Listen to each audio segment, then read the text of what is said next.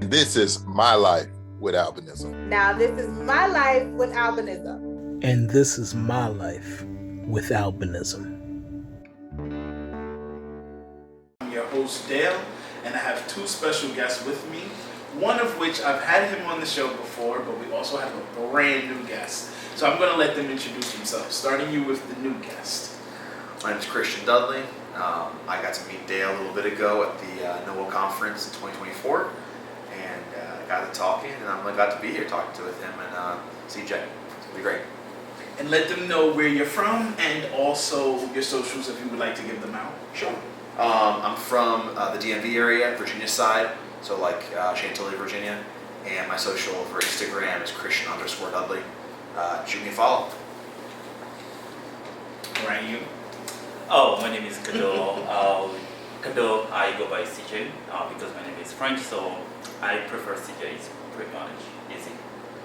Okay. And do you want to give the people your socials? I prefer to keep my social media private. Respectful. Respectful. Okay, so we're here at the NOAA Con 2024, and I was able to meet these gentlemen. I actually met both of them at NOAA Con. I just happened to meet him at the NOAA Con from the previous year. And I met you during the session that I was hosting, and you presented a really, really interesting topic, and you were also very, very vocal about how you felt about the emotional attachment that people have to their perception of their albinism, and more specifically, the instances in which they may be approached or asked about it. So I wanted to go ahead and start with that topic. So give the people your thoughts and feelings on that topic, and how do you kind of analyze it? Sure. And I think for me personally, I like to approach it with a good attitude, which sounds super simple, but it is one of those things where it's not just a one-time choice. You have to continuously remind yourself of it being a positive thing. And it doesn't mean lying to yourself. It's none of the self-denial, nothing like that. It is just a turning what could be a negative feeling, a negative thought, a negative comment that just isn't intended to be, into a positive conversation, a positive outlook, a positive reinforcement for yourself. Because at the end of the day, no one's going to do that for you as strongly as you can. And I think that's where people, at least to me, the more natural thing I think as humans is going to be to feel sad about something, because it's one of those, someone was really ignorant, someone was really hurtful, and it doesn't excuse anyone being rude, obviously, intentionally. But a lot of people ask maybe one person albinism 10 years of life, and they have questions they want to know. Yeah. They might ask you if you're related to somebody that they knew 10 years ago with albinism they saw in the same city. Those questions to me are chances to, one, meet a new person and shake a hand and say, hey, nice to meet you, my name's Christian, I have albinism, and how are we going to go from there? And two, to educate for the next interaction, for more people, for our community's sake. That's my take. Right. Okay, and then I'm going to get your take on it real quick, but 1 second and I'll cut this out. I totally forgot to turn off the fan because it's probably making a lot of noise in the background. Cool. But I'll cut this part out, don't worry about that.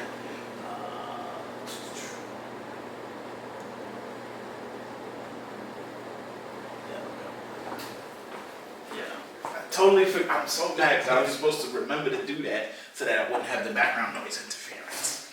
But okay, and CJ, what is your perspective on that? Oh, for me, sometimes I have encountered in my life, most people are afraid to ask.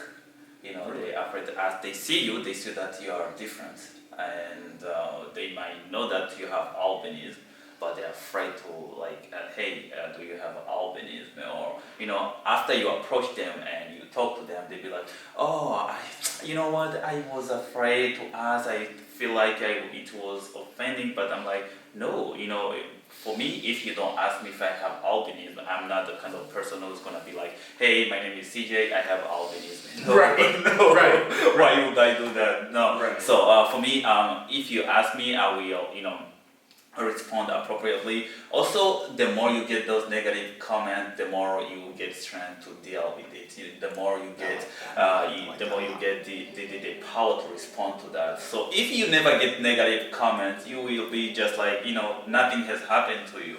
But the more you listen to those negative comments, depending on your emotional, how you deal with your emotion, sometimes it can weaken you, and sometimes it can strengthen you.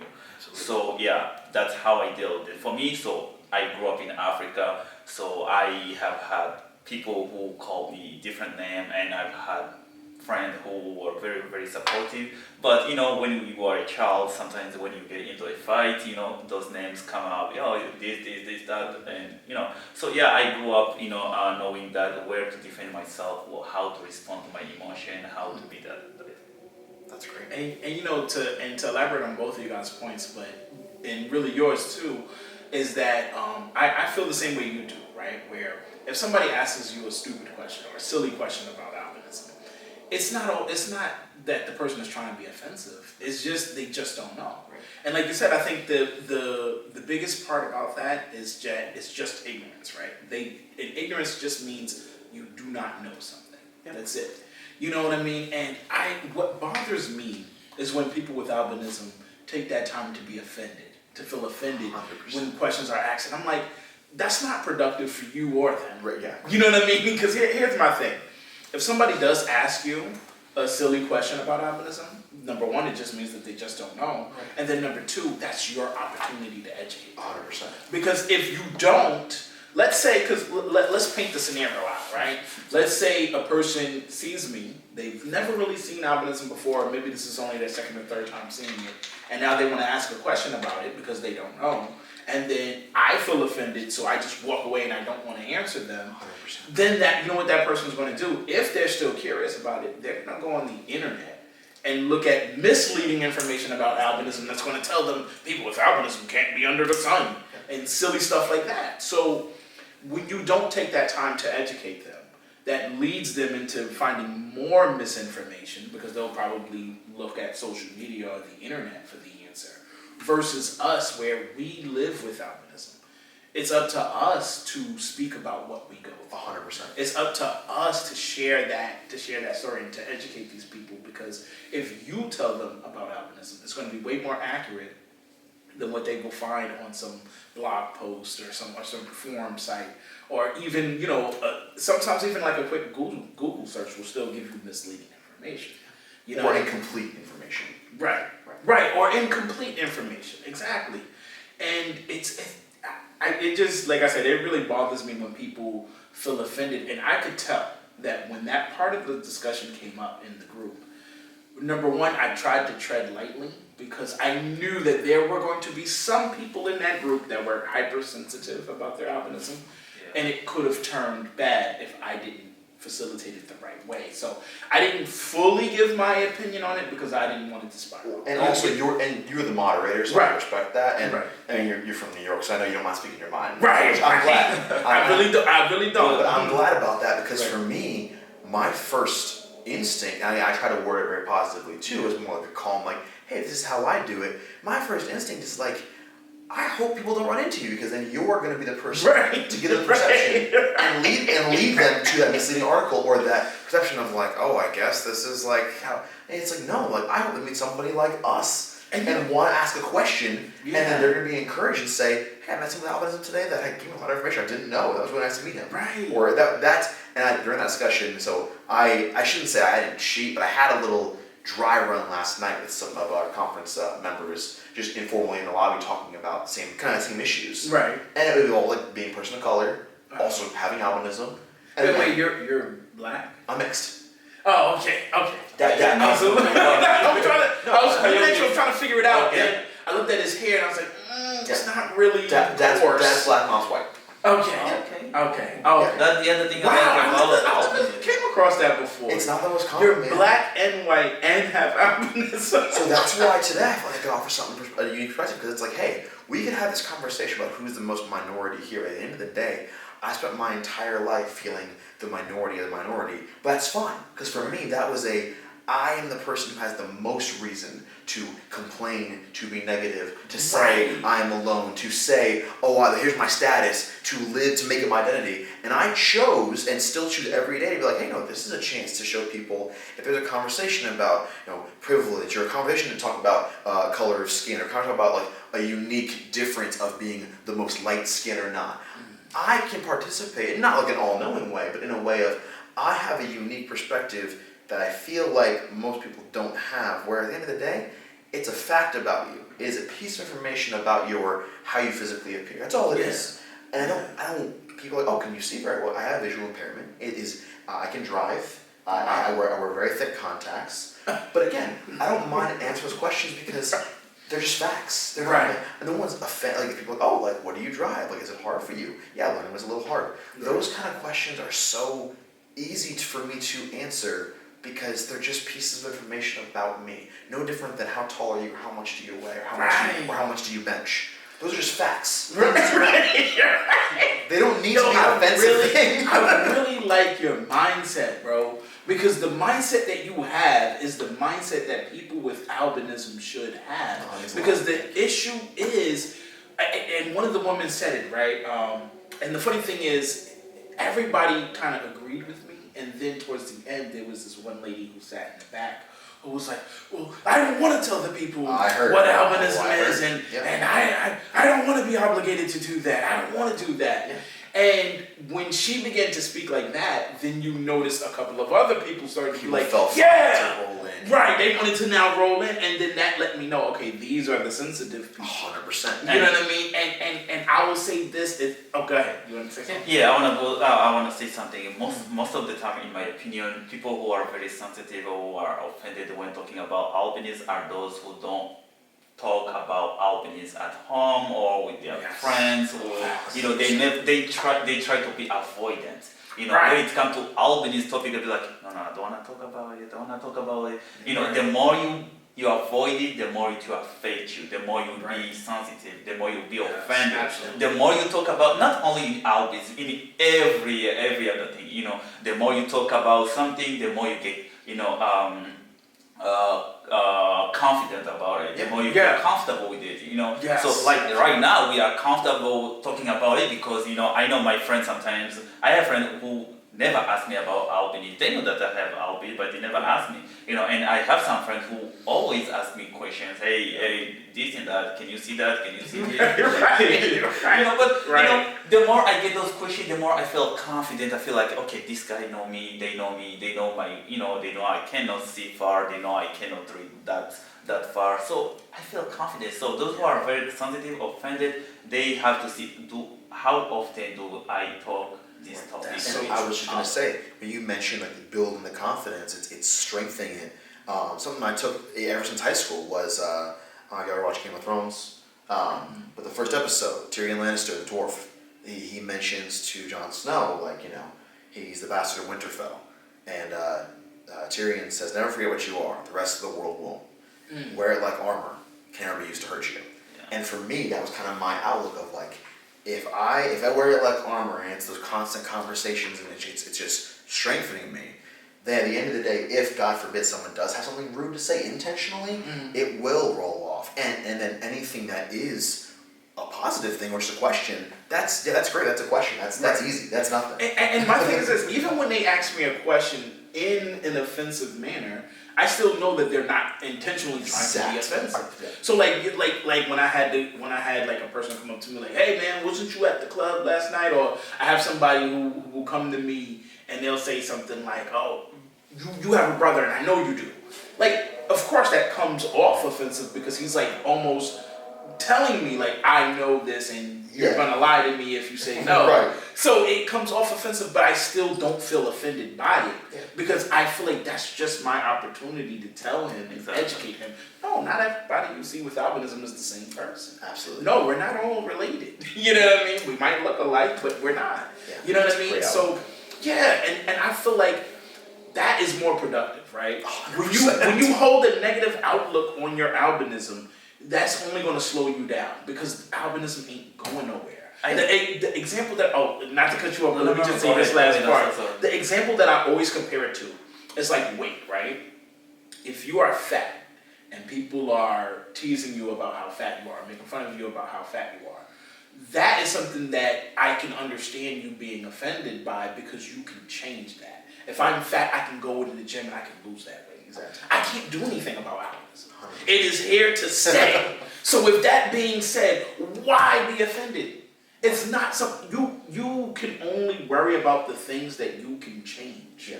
I can't change this albinism, so why would I be offended that somebody's asking me about it? And then, like you also said, it's a part of you. If you have albinism, I'm sorry to tell you, but if you have albinism, it is a part of you. It is a part of your life.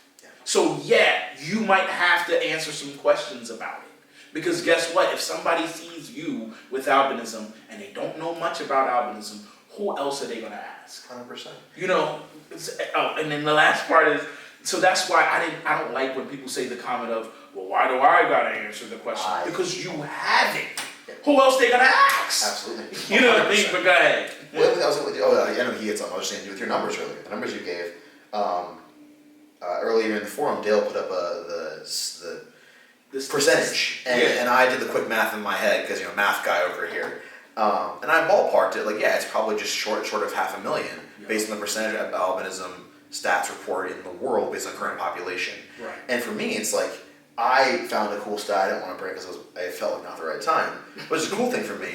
Right. The thing I ratioed out for that number of 400,000, based on the stats of sales, there are legitimately more AirPods sold in the world in 2 days than 400,000.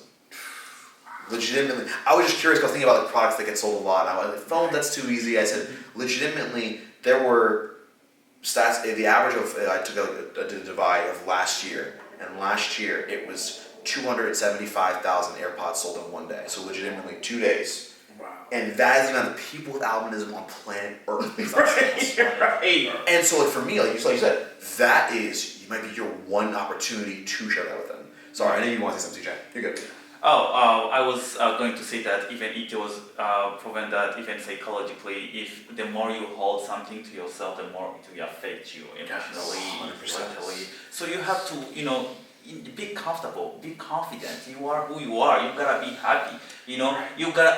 People will say no matter what, no matter how hard we educate them, they will always have negative and positive things to say about you. No matter how you look, you can be black, white, yellow, whatever. They will always have something to say about. So focus on yourself, how to respond to those negative comments, how to respond to what they tell you instead of who you are. You cannot change anything. Right. What can you do? Right. I was just saying, and I love that because especially with what if you're gonna own it, like you go to the gym. That's where I met you actually, is the hotel gym. And so for me, something I adapted pretty quick into my college career was people are going to look at me anyway, based on what I cannot change. Right. And again, not even in a bad way, just I'm different. Right. So how about I focus really hard on what I can change, how I dress, how I speak, how I look when I come working out, going to the gym. Yeah. And those things matter extra to me. I have something to say. What you have? Go ahead. No, I was just saying, those things matter a lot to me. And if people are like, like your parents very fashionable, your mom or your dad dress really well, or like wear a lot of nice fitting clothes. No, it was for me just to learn how to do it. People are gonna look at me anyway. What were you saying, CJ? Sports. I wanna talk about sports. It's very, very important for not only for people with albinism, but for everybody. The more you practice sport, the more happier you will become. I start building my confidence once I start going to the gym. Because sometimes, let's be honest, you cannot just stay home, go to school, come back home. You gotta be outside, find something you like, participate in sport, go to the gym, play soccer. So that actually brings me to the last question I was gonna ask you guys anyway. It perfectly tied into it. And I'm gonna ask everybody here, and I'll start with you since you were already speaking on it. Okay. My question I was gonna ask is, why are you so confident with your albums?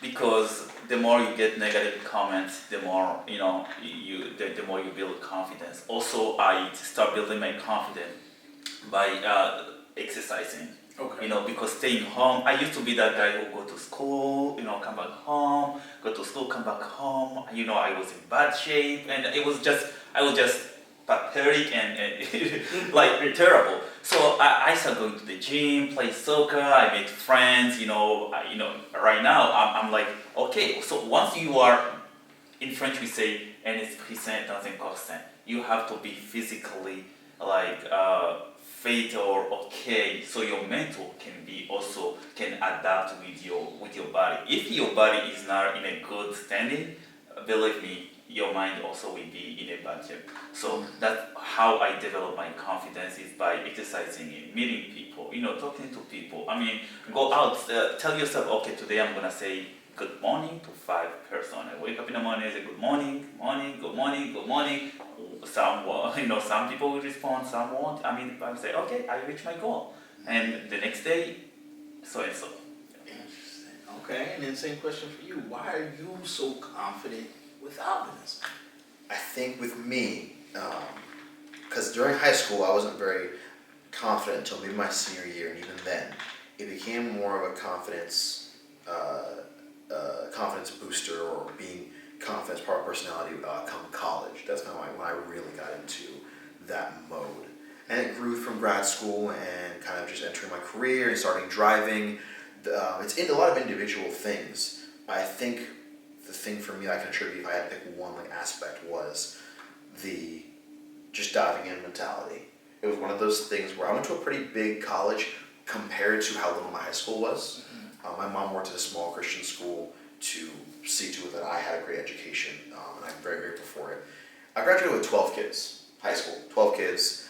I went to a college with 15,000 residential. That's a big change for a ratio where I was at. Right. So for me, I had a decision right then and right there of, Christian, you're going to meet more people that you ever met in one day compared to your single whole school year.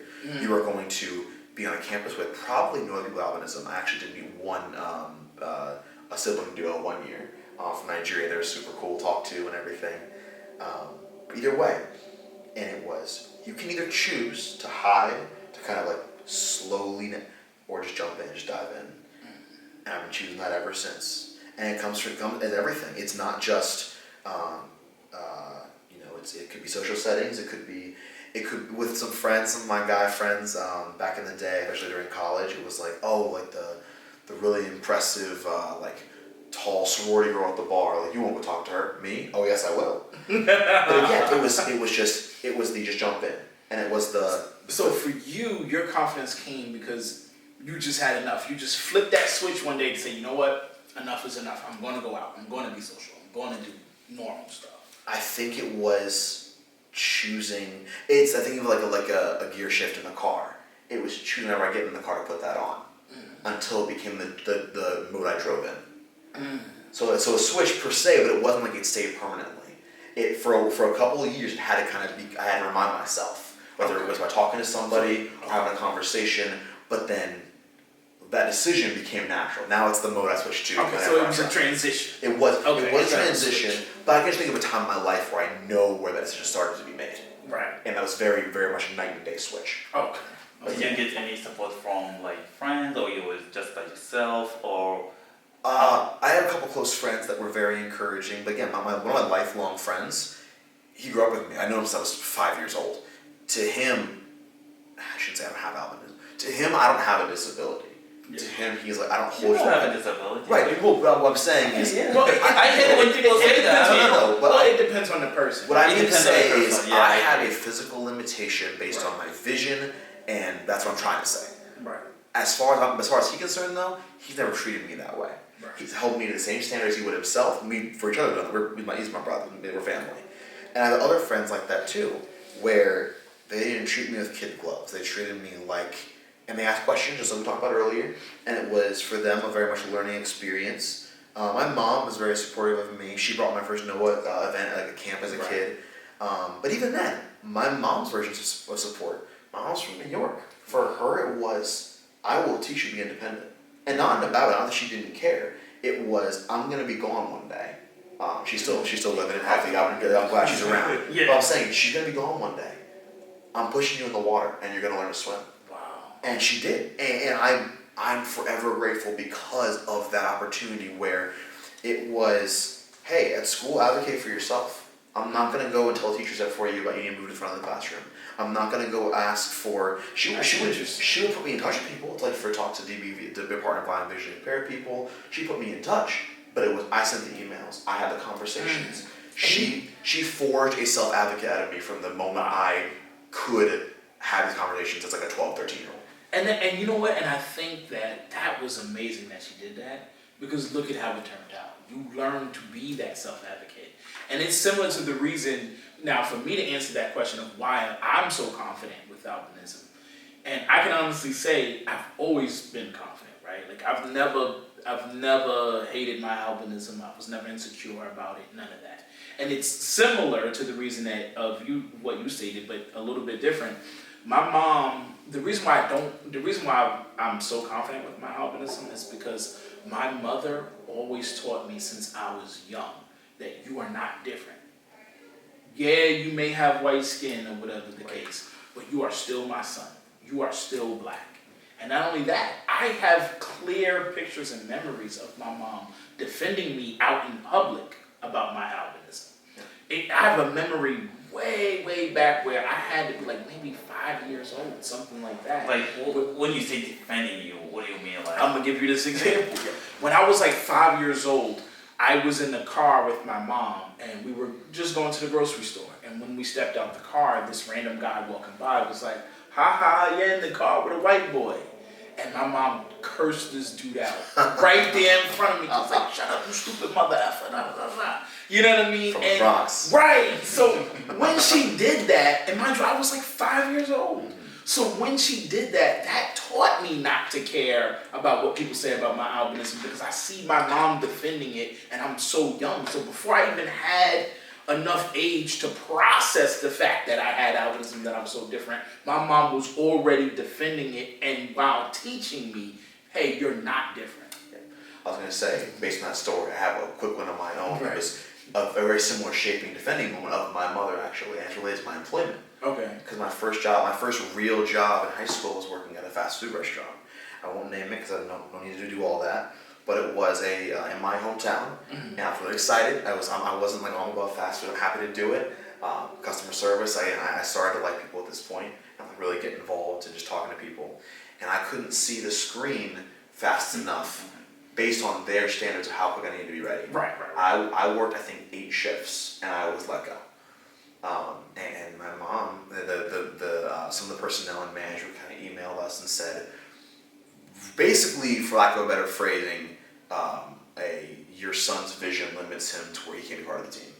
Now, I'm not going to get into legal parts I might care about. That's not the bad guy. We had a meeting where it was a mediation of sorts, and there was basically a conversation where it was a talk about, your son wasn't able to do, and my mom, with tear-filled eyes, cut the guy off and said, "My son can do anything he puts his mind to."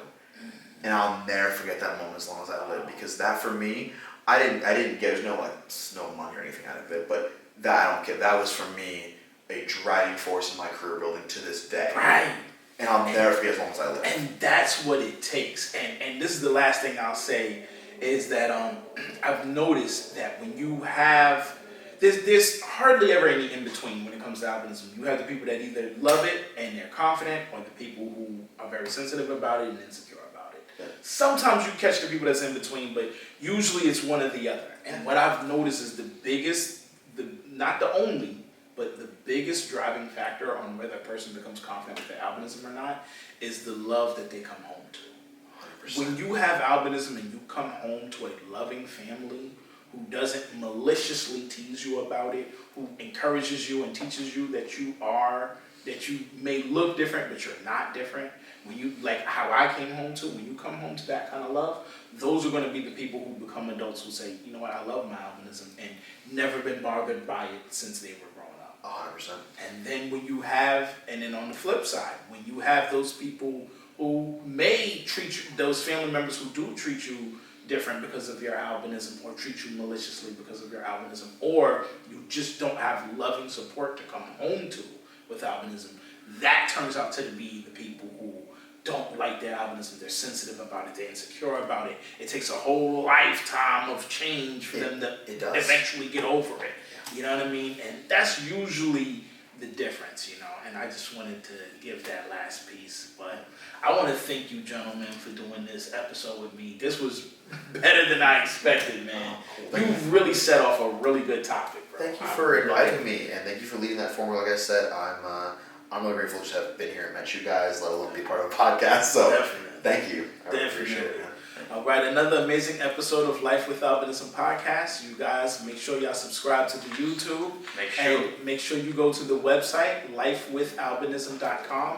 You can check out all of our merch that we have available, as well as check out all the new episodes and all the new endeavors that we got going on. Thank you. All right, that was amazing, man.